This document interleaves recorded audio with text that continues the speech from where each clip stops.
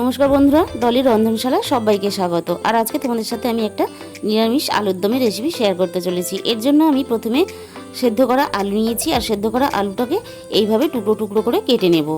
সব কটা আলু আমার এইভাবে টুকরো করে কাটা হয়ে গেছে। এরপরে আমি একটা মশলা তৈরি করে নেব। তার জন্য আমি নিয়ে নিয়েছি কিছুটা আদা, 1 চামচ ভাজা জিরে ও 1 চামচ ভাজা ধনে, আর দিয়ে দেবো কিছুটা ফ্রেশ কারি পাতা।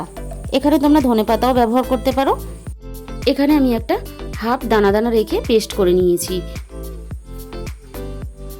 এখানে ফাইন পেস্ট করার দরকার নেই, এইভাবে হাফ দানা দানা করে পেস্ট করে নিতে হবে। এদিকে কড়াইয়ের মধ্যে আমি দিয়ে দিয়েছি কিছুটা সর্ষের তেল। সর্ষের তেলটা খুব ভালোভাবে গরম হয়ে গেছে। আমি দিয়ে দিলাম ফোড়নে গোটা জিরে, আর দিয়ে দিলাম হাফ চামচ হিং। এবার হিং আর গোটা জিরেটাকে আমি 2 থেকে 3 সেকেন্ড আমি ভেজে নেব।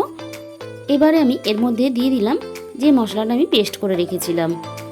মশলাটা দেওয়ার পরে এখানেও আমি 2 থেকে 3 সেকেন্ড এইভাবে ভেজে নেব। আর ভেজে নেওয়ার পরে আমি দিয়ে দিলাম এখানে কেটে রাখা সেদ্ধ করা আলুগুলো। আলুর সাথে মশলাটাও আমি এখানে মিনিট 5 ভেজে নেব। এরপরে আমি দিয়ে দিলাম স্বাদ মতো লবণ। লবণ দেওয়ার পরেও আলুর সাথে খুব ভালোভাবে আমি লবণটা নেড়ে চেড়ে আলুর সাথে মিশিয়ে দেব। এরপর আমি এখানে দিয়ে দিলাম অল্প পরিমাণ জল, দিয়ে দিলাম হাফ চামচ হলুদ গুঁড়ো, দিয়ে দিলাম হাফ চামচ ঝাল লঙ্কার গুঁড়ো, আর দিয়ে দিলাম কালারের জন্য অল্প কাশ্মীরি লঙ্কার গুঁড়ো। ঝাল লঙ্কার গুঁড়োটা তোমরা তোমাদের নিজেদের মতন করে দিয়ে নেবে। আলুর সাথে মশলাটা খুব ভালোভাবে আমি কষিয়ে নেব। আমার এখানে খুব ভালোভাবে কষানো হয়ে গেছে। এবারে আমি দিয়ে দেব 1 কাপ পরিমাণ জল। আমি এখানে খুব বেশি ঝোল ঝোল রাখবো না, তাই অল্প পরিমাণ জল দিলাম।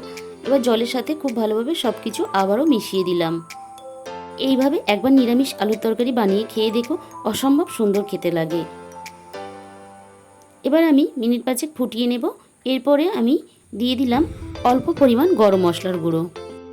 এখানে আমার রেডি হয়ে গেল সুন্দর একটা অসাধারণ স্বাদের আলুর তরকারি।